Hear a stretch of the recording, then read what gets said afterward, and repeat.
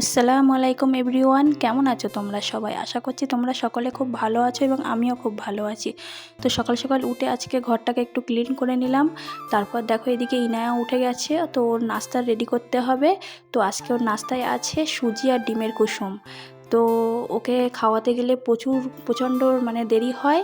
তো প্রথমে শুয়ে খাওয়াচ্ছিলাম, খেতে চাইছিল না, তো এবার সাইকেলের খাঁচায় বসে ওকে খাইয়ে দিচ্ছি। এদিকে আমার ফারিয়ারও স্কুলে যাওয়ার সময় হয়ে গেছে, তো ওকে ওর পাপার সঙ্গে বাইকে করে স্কুলে পাঠিয়ে দিয়েছি। আর আজকে ছিল জুম্মাবার, তাই দুপুর হতেই বড়মশাই একদম রেডি হয়ে নামাজ পড়তে চলে গেলেন। আর ওই ফাঁকে আমি ঘরটাকে গুছিয়ে নিয়েছি। দিনটা ভালোই কাটছিল, কিন্তু বিকেল গড়িয়ে সন্ধ্যা হতেই মনটা খারাপ হয়ে গেছে। দেখছি ছোট মেয়েটার হঠাৎ গায়ে খুব জ্বর, ওষুধ তো খেতেই চায় না, জোর জবরদস্তি করে খাওয়াতে হলো। তারপর ওষুধ খেয়ে শান্ত হয়ে ঘুমিয়ে পড়েছে। আজকের দিনটা এইভাবেই কাটলো। তো ভিডিওটা কেমন হয়েছে অবশ্যই তোমরা কমেন্ট করে জানাবে। তো আবার দেখা হচ্ছে নেক্সট একটা ভিডিওতে। তো টাটা।